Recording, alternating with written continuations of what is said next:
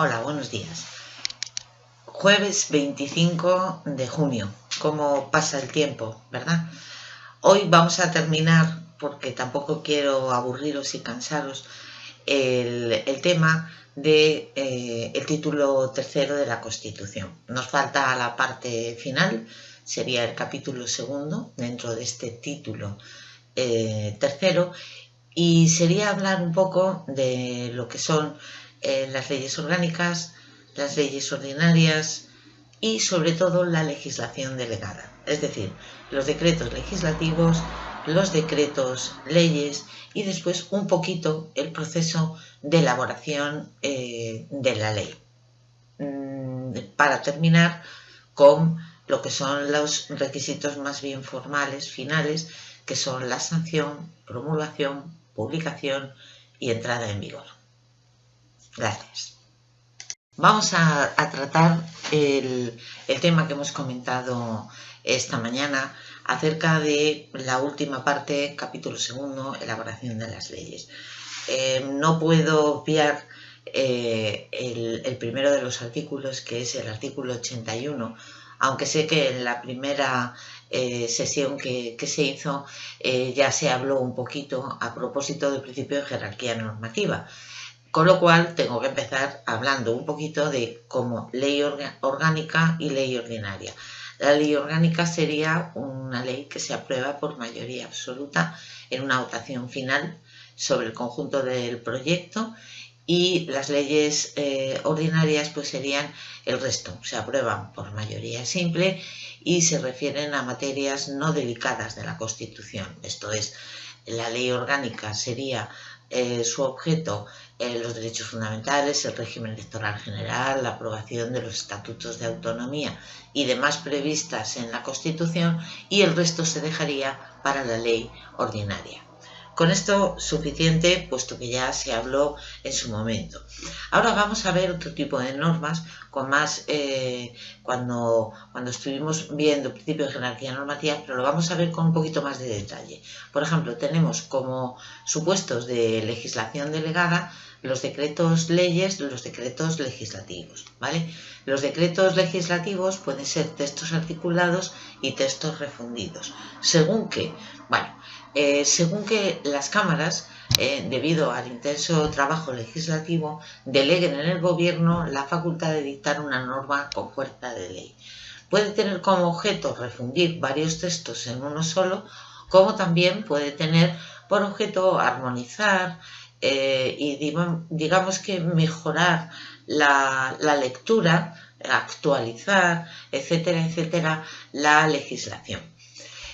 Siempre, lógicamente, se va a realizar por una delegación expresa y con un plazo para que el gobierno haga uso de ella. Después, por otro lado, tenemos los decretos leyes, para casos de extraordinaria y urgente necesidad. ¿De acuerdo? El decreto ley, lógicamente, se tiene que controlar después por la Cámara.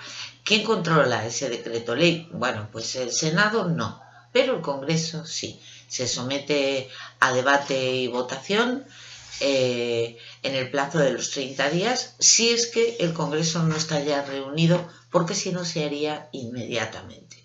Y aquí pueden pasar varias cosas: que se considere que ese decreto ley no es factible, que por otro lado ese decreto ley es factible, y mucho más, que conviene tramitarlo como proyecto de ley, para así darle, dentro de esa pirámide de Kelsen que estudiábamos, darle una mayor jerarquía normativa. ¿De acuerdo? Esto como un poco en general. El proceso de elaboración de la ley, tengo que decir que es un proceso largo, que tenemos dos cámaras, que todo un proceso se realiza en el Congreso, pasa al Senado, y el Senado, si no hay veto por parte del Senado, directamente ya lo aprueba.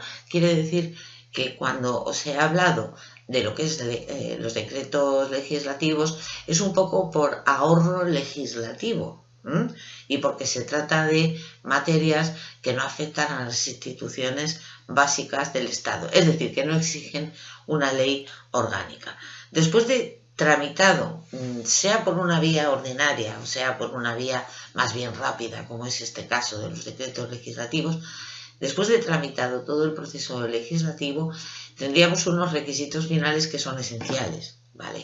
Que son la sanción o firma de la ley por el rey, la promulgación o facultad de obligar que tiene la ley, ese mando a los españoles guardar y hacer guardar esta ley es la promulgación.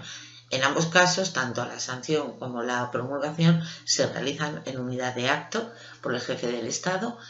La publicación, esto es su inserción en los boletines oficiales según el ámbito territorial de cualquier norma en general, y después la entrada en vigor.